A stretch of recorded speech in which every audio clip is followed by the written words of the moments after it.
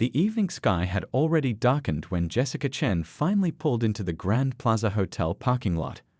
Her shoulders ached from the 6-hour drive, and all she wanted was a hot shower and a soft bed.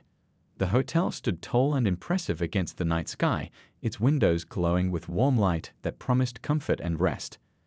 Jessica grabbed her overnight bag from the trunk and walked through the sliding glass doors into a lobby bustling with guests. A large banner welcomed visitors to the city's annual Spring Festival. The marble floors gleamed under crystal chandeliers, and well-dressed people chatted animatedly in small groups. After waiting in line for nearly 15 minutes, Jessica finally reached the front desk. "Good evening," she said with a tired smile. "I have a reservation under Jessica Chen." The night manager barely looked up from his computer screen. He was a thin man with dark-rimmed glasses and a name tag that read Anthony. His fingers tapped quickly across the keyboard. Chen, he muttered. "I'm not seeing anything under that name." Jessica's heart sank. That can't be right. I booked it 3 months ago. She pulled out her phone and opened her email. "Look, here's my confirmation number." Anthony glanced at her phone screen with obvious disinterest. "Our system shows no reservation with that confirmation number." "But I called this morning to confirm everything was set," Jessica said, her voice rising slightly with frustration. The manager sighed loudly, making no attempt to hide his annoyance. "The hotel is completely booked because of the festival. There's nothing I can do." People in line behind Jessica shifted impatiently. A couple whispered to each other, glancing her way. "Can you at least check again?" Jessica asked.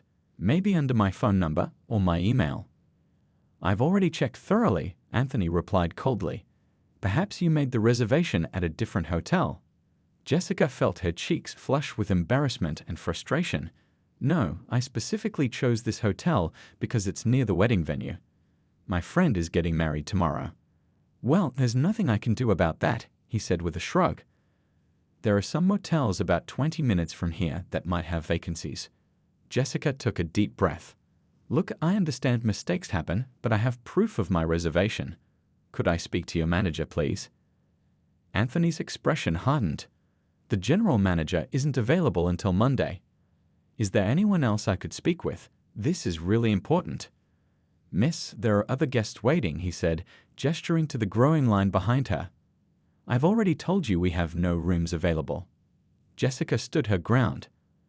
"I'm not trying to be difficult, but this is your hotel's mistake. My mother is actually involved with the city and—" Anthony cut her off with a dismissive wave. "Oh, of course, your mother works for the city. Everyone has connections when they want something." His voice dripped with sarcasm. "Security." Jessica's eyes widened in shock. "You're calling security?" "I'm just trying to check into a room I already paid for." A security guard approached, a tall man with a stern expression. "Is there a problem here?"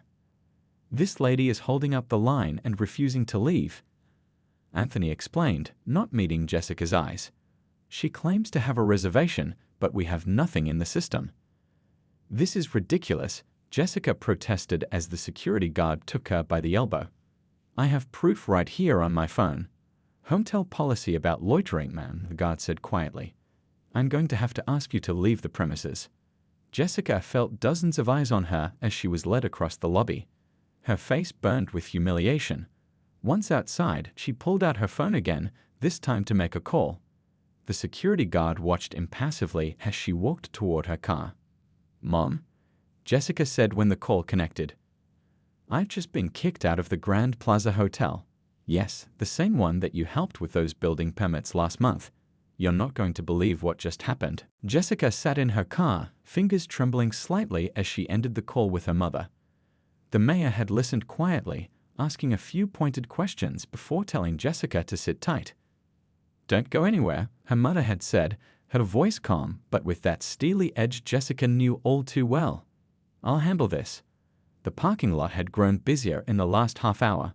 Festival goers streamed past her car, laughing and talking excitedly, completely unaware of the knot in Jessica's stomach. She checked the time on her dashboard, 8:45 p.m. The wedding rehearsal dinner had already started, and here she was, stranded in a hotel parking lot with nowhere to stay. Her phone buzzed with a text from her friend Lily. "Where are you?" Everyone's asking. Jessica sighed and typed back, having some hotel drama. We'll explain later. Inside the Grand Plaza, Anthony was feeling quite pleased with himself. He'd dealt with difficult customers before, but entitled ones were the worst. Always throwing around connections, making empty threats. He straightened a stack of key cards at the front desk and smiled at the next guest in line.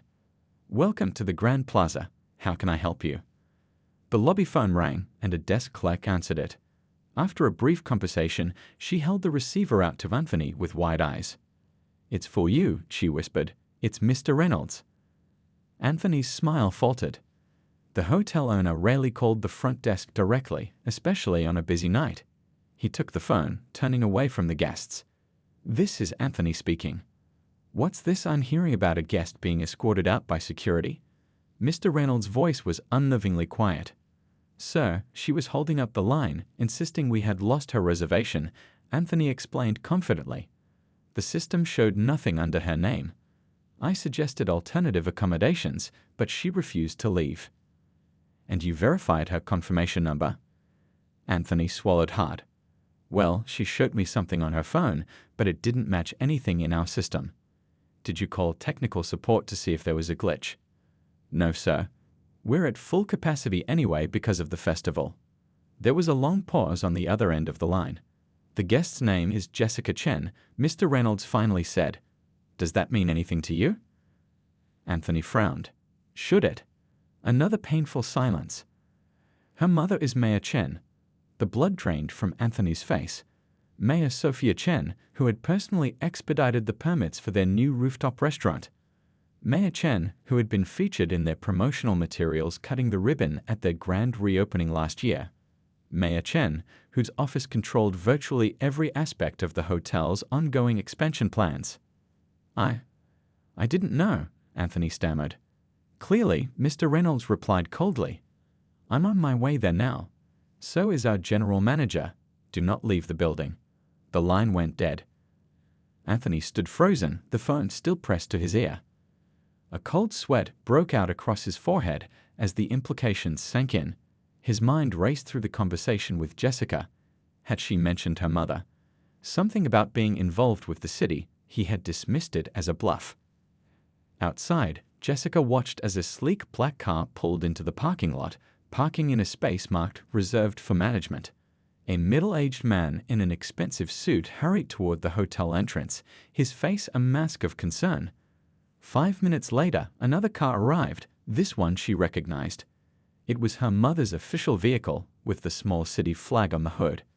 Jessica stepped out of her car just as Mayor Chen emerged from hers.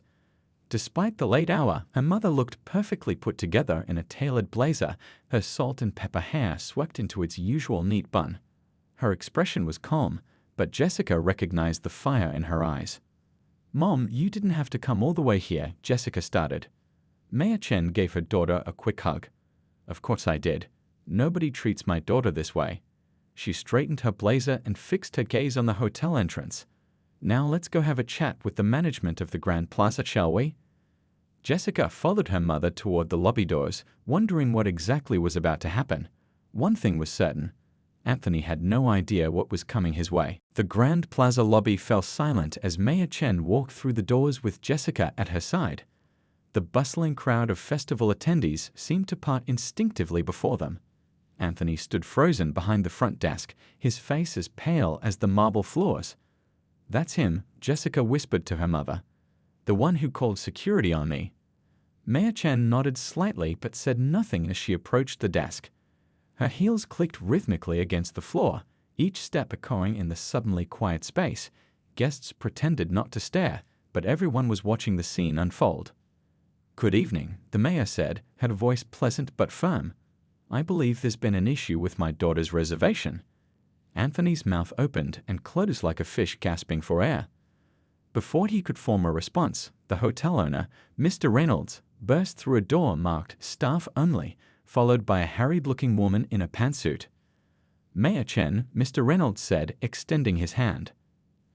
"I can't tell you how sorry I am about this misunderstanding. This is Lisa, our general manager.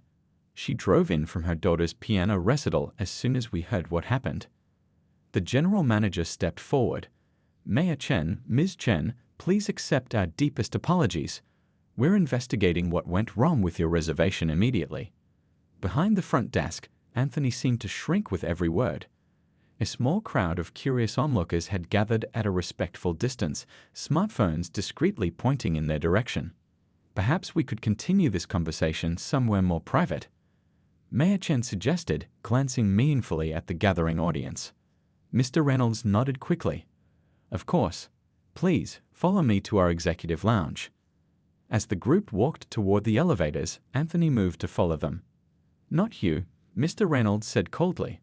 Stay at the desk. We'll deal with you later. The executive lounge on the top floor offered a stunning view of the city lights. Mayor Chen took a seat in a plush armchair while Jessica remained standing, arms crossed over her chest. Now, the mayor said, I'd like to understand exactly what happened tonight. Lisa pulled out a tablet. I've been reviewing the system logs remotely on my way here. It appeared as there was a glitch during our last software update.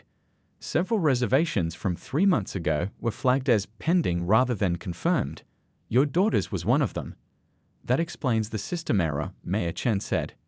It doesn't explain why my daughter was treated so poorly. Mr. Reynolds looked pained. You're absolutely right, Mayor. Our night manager handled this situation terribly. He called security on me, Jessica added. Like I was causing trouble when all I did was ask to speak to a manager. Completely unacceptable, Lisa agreed. We train our staff to escalate issues they can't resolve, not to call security on guests with valid concerns. The mayor leaned forward slightly. You know, what bothers me isn't just how my daughter was treated. It's the thought of how many other people might have been treated the same way who don't have the ability to call the mayor. Mr. Reynolds winced. A fair point. The expansion project for your rooftop restaurant, Mayor Chen continued conversationally. The permits are still pending final approval, aren't they? The room went very still. The hotel had invested millions in their rooftop expansion, and the timing of the final approval was crucial for their summer launch.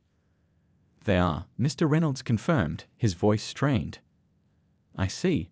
The mayor's tone revealed nothing. Lisa quickly jumped in. Mayor Chen, we'd value our relationship with the city. What can we do to make this right? Jessica, who had been quietly fuming, suddenly spoke up.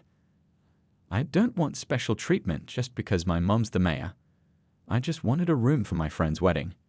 Mayor Chen looked at her daughter with pride. Then she turned back to the hotel executives. My daughter makes a good point. This isn't about who I am or what permits are pending. It's about how you treat people. She paused. So tell me, how do you plan to fix that? Mr. Reynolds and Lisa exchanged glances. They both knew that far more than one hotel room was riding on their answer. Down in the lobby, Anthony was frantically reviewing security footage of his interaction with Jessica, his stomach sinking further with each passing moment as he watched himself dismiss the mayor's daughter without a second thought. Morning sunlight streamed through the windows of the Grand Plaza Hotel's conference room, where an emergency staff meeting was underway. The events of the previous night had spread like wildfire, not just through the hotel, but across social media as well. Lisa, the general manager, stood at the front of the room beside Mr. Reynolds. Their faces were grim as they addressed the assembled staff. On a large screen behind them was a paused video showing Jessica being escorted out by security. This video has over 50,000 views already, Lisa said, her voice tight. Posted by a guest who witnessed the incident last night. A murmur ran through the room. Anthony sat in the back corner, staring at his hands. He hadn't slept at all. The caption reads, Watch this woman get kicked out of Grand Plaza for asking about her lost reservation. Worst customer service ever, Mr. Reynolds added. The poster had no idea she was the mayor's daughter. That detail is just now starting to emerge in the comments. Lisa clicked to the next slide, showing a statement from the mayor's office that had been released an hour ago. Asterisk, the city of Oak Ridge expects all businesses, especially those in our vital tourism sector, to maintain the highest standards of customer service. Recent incidents remind us that how we treat visitors reflects on our entire community. Asterisk. Notice there's no mention of the mayor's personal connection, Lisa pointed out. Mayor Chen is being extremely professional about this. She could have made this much worse for us. Anthony slumped further in his chair. Someone had found his personal social media accounts, and his phone had been buzzing with notifications all night. Mr. Reynolds cleared his throat. Now for the immediate consequences. The final inspection for our rooftop expansion has been rescheduled. The room fell silent. The building inspector cited staffing constraints as the reason, but the new inspection date is 2 months from now. Gasps and groans filled the room. Everyone knew what that meant. They would miss the start of the tourist season. The hotel had already started booking events for the new space. That's a potential loss of over $300,000, Lisa stated bluntly. All because one guest was treated poorly. All eyes turned to Anthony, who seemed to be trying to disappear into his chair. I didn't know, he whispered. How was I supposed to know? One of the older desk clerks spoke up. That's the point. We never know who our guests are or what connections they might have. That's why we treat everyone with respect. Lisa nodded. Exactly. But this isn't just about losing money or permits. Our reputation is on the line. She changed the slide to show a local news website with the headline, Mayor's daughter kicked out of local hotel. Questions raised about Grand Plaza's customer service. We need to take immediate action, Mr. Reynolds said. First, Anthony, you're on administrative leave pending a full review. Anthony nodded miserably. He'd expected to be fired on the spot. Second, we're implementing a new customer service training program for all staff, effective immediately. Lisa stepped forward. Third, we need to make this right with Ms. Chen and the mayor. I want to apologize to her personally, Anthony said suddenly, looking up. The room fell silent again as all eyes turned to him. I was wrong. Completely wrong. Not just because she's the mayor's daughter, but because no guest should be treated that way. Mr. Reynolds and Lisa exchanged glances. That might actually be a good idea, Lisa said slowly. It shows we're taking responsibility. Mr. Reynolds nodded. I'll see if Mayor Chen would be willing to meet with us. As the meeting concluded, Anthony stayed behind. He approached Lisa with a folder in his hands. I went through all the system logs, he explained. It wasn't just Ms. Chen's reservation that was affected by the glitch. There were 12 others. Lisa took the folder, surprised. You did this research on your own. Anthony nodded. I couldn't sleep anyway. And I thought, maybe if we could show that it really was a system error, not just me being, he trailed off. Being a jerk. Lisa supplied. Anthony winced. Yeah, that. This is good information to have, Lisa admitted, but it doesn't excuse how you handled the situation. I know, Anthony said quietly. Trust me, I know. Outside the hotel, Jessica was showing her bridesmaid dress to her friend Lily, trying to focus on the upcoming wedding rather than the previous night's drama. Her phone buzzed with a text from her mother. Hotel wants to meet. You up for it? Jessica stared at the message, unsure how to feel about facing the hotel staff again. Jessica sat in the small cafe across from the wedding venue, stirring her coffee absently. The morning sunlight caught the sugar crystals on her spoon, making them sparkle. Her bridesmaid dress hung in a garment bag on the chair beside her. So you're really going to meet with them? Lily asked, leaning forward with wide eyes. The wedding was just hours away, but all Lily wanted to talk about was Jessica's hotel drama. I think so, Jessica replied. Mom says it might help smooth things over. Lily shook her head in amazement. I still can't believe that video of you getting kicked out has gone viral. My cousin in Florida texted me about it this morning.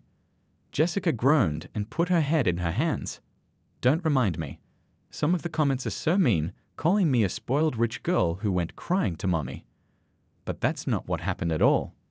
People see what they want to see, Jessica sighed. Anyway, the hotel wants to meet at 1 o'clock. That gives us plenty of time before we need to start getting ready for your big day. Across town at the Grand Plaza, Anthony paced nervously outside the conference room. He had changed his shirt 3 times that morning, finally settling on a crisp blue button-down. His apology speech, written on note cards, felt heavy in his pocket. Lisa approached, looking surprisingly calm despite the crisis. They're on their way up. Remember, let Mr. Reynolds lead the conversation. Anthony nodded, his throat dry. Do you think she'll accept my apology? I don't know, Lisa admitted, but it's the right thing to do regardless. The elevator doors opened, and Jessica stepped out with her mother. They'd both looked poised and professional, the mayor in a tailored pantsuit, Jessica in a simple blouse and slacks. Mr. Reynolds greeted them warmly, ushering them into the conference room where a spread of pastries and coffee waited. "Thank you for coming," he began once everyone was seated. "We wanted to meet in person to address what happened." Mayor Chen nodded politely but said nothing, her expression unreadable. Jessica sat beside her, fidgeting with her watch. "First," Mr. Reynolds continued, "we want to show you what we've discovered about the reservation system error." He slid a folder across the table. "Our investigation found that a software update affected 12 reservations in total, including yours, Ms. Chen." Jessica glanced at the papers but didn't reach for them. "That explains the technical issue," Mr. Reynolds acknowledged, "but not the poor service you received. For that, I believe Anthony has something to say." All eyes turned to Anthony, who stood up shakily.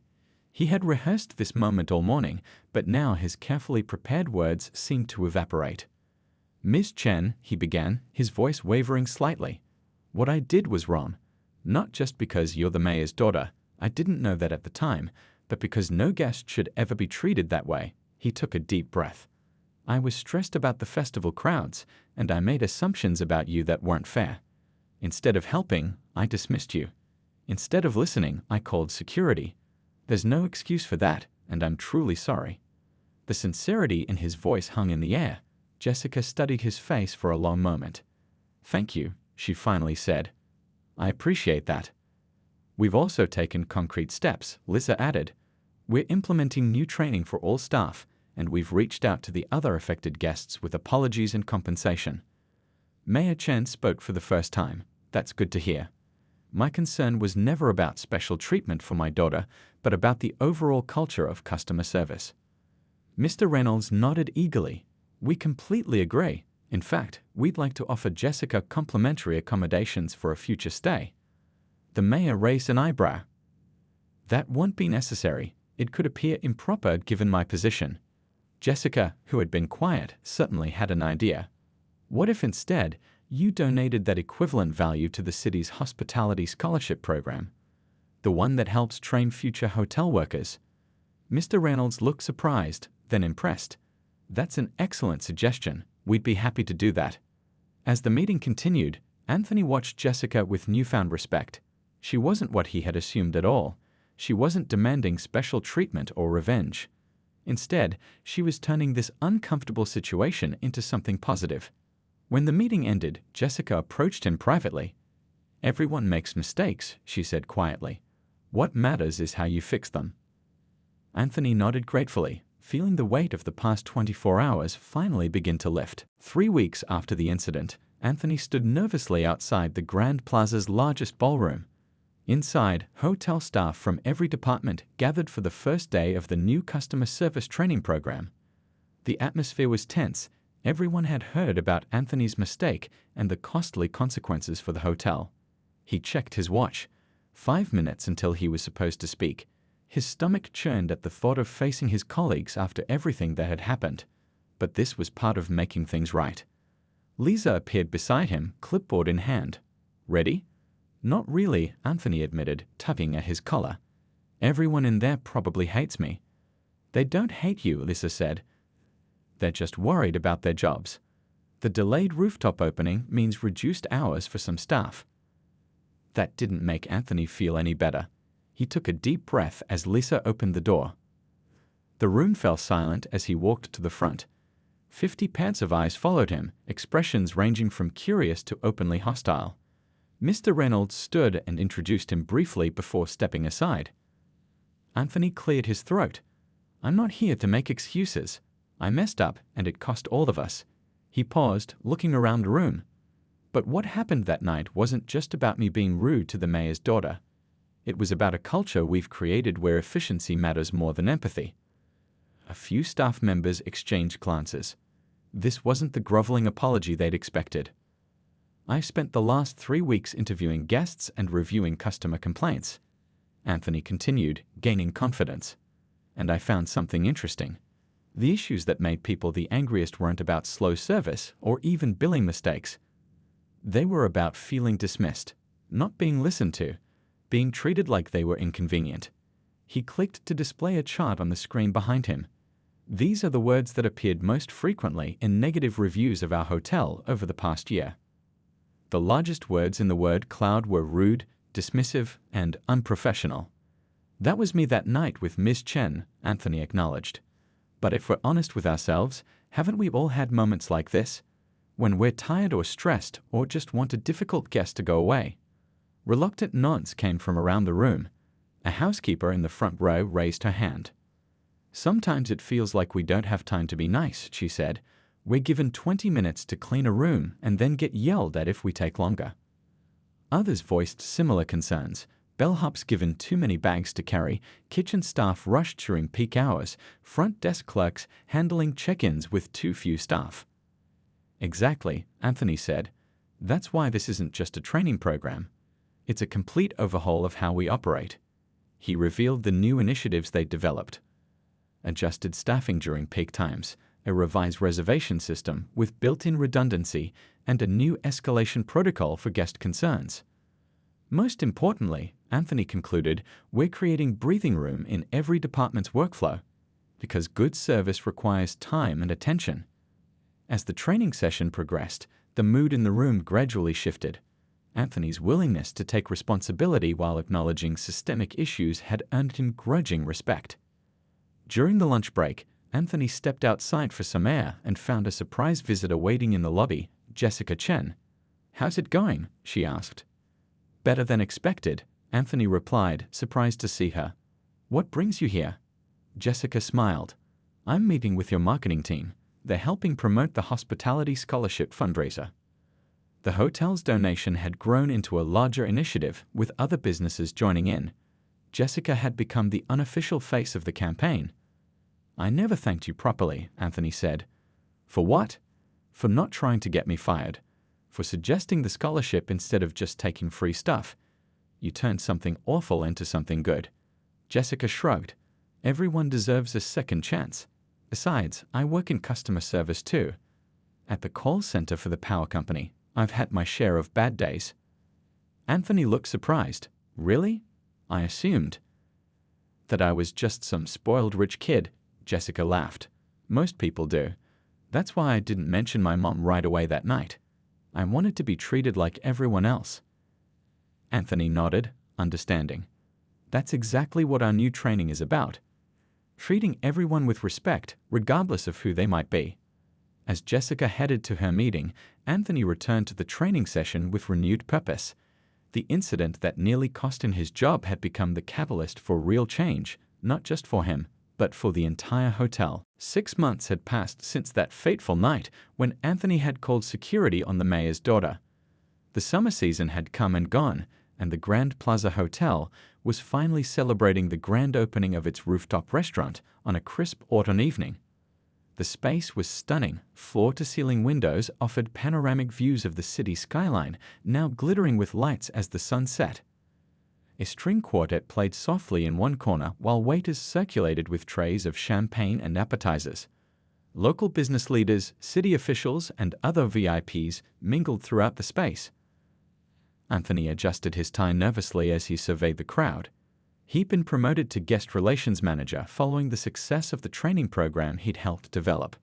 Tonight was a big test, not just for him, but for the hotel's new approach to customer service. "Impressive turnout," Lisa said, appearing beside him.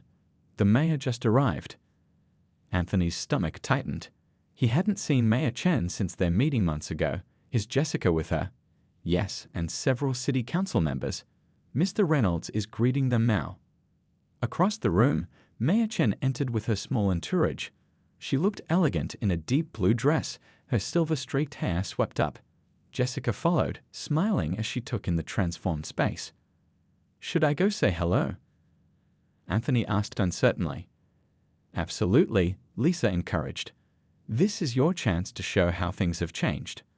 Anthony made his way through the crowd, rehearsing what he might say. When he reached the mayor's group, Mr. Reynolds was just finishing his welcome. "And here's the man who spearheaded our new customer service initiative," Mr. Reynolds said, spotting Anthony. "You remember Anthony?" "Of course," Mayor Chen said with a slight smile. good to see you again. Mayor Chen, welcome to our rooftop opening, Anthony said, extending his hand. We're honored you could join us. The space is beautiful, she replied, shaking his hand firmly. Well worth the wait, I'd say. There was a knowing look in her eyes, but no malice. Anthony turned to Jessica, who was admiring the view of the city. Ms. Chen, it's good to see you again too. Jessica turned with a genuine smile. The place looks amazing. Hard to believe it's the same hotel. A lot has changed, Anthony agreed. Both the space and how we operate. I've heard good things, Mayor Chen commented. Your hotel's customer satisfaction ratings have improved substantially according to the Tourism Board's reports. Anthony felt a flush of pride. The entire staff had worked incredibly hard to implement the changes. Thank you. It's been a team effort. As the evening progressed, Anthony found himself seated at the same table as Jessica during dinner. The initial awkwardness faded as they chatted about the scholarship program, which had raised enough money to support 5 students through hospitality management degrees. I never would have thought getting kicked out of a hotel would lead to all this, Jessica laughed, gesturing to the fundraising display near the entrance. Sometimes the worst moments lead to the best changes, Anthony replied. Though I still wish it hadn't happened that way. Everything happens for a reason, Jessica said. Look around. This beautiful space, the scholarships, your promotion, would any of that have happened otherwise? Anthony considered this, maybe not in the same way or as quickly. Later, as Mayor Chen took the podium to say a few words, she surprised everyone by addressing the elephant in the room. Some of you may know about an incident at this hotel 6 months ago involving my daughter, she began. The room fell silent. What you may not know is how the Grand Plaza team transformed that negative moment into something positive. She went on to praise the hotel's commitment to improvement and the scholarship initiative that had grown from their donation. In city government, we talk a lot about second chances and learning from mistakes, she continued, glancing briefly at Anthony. It's easy to say those words, but much harder to actually demonstrate them. Tonight, we're celebrating not just a beautiful new space, but the kind of growth that can only come from acknowledging our missteps and working to be better. As applause filled the room, Anthony caught Jessica's eye across the table. She raised her glass in a supple toast, and he nodded in acknowledgement. The night that had nearly ended his career had instead become the beginning of something far better, for him, for the hotel, and for the community they served.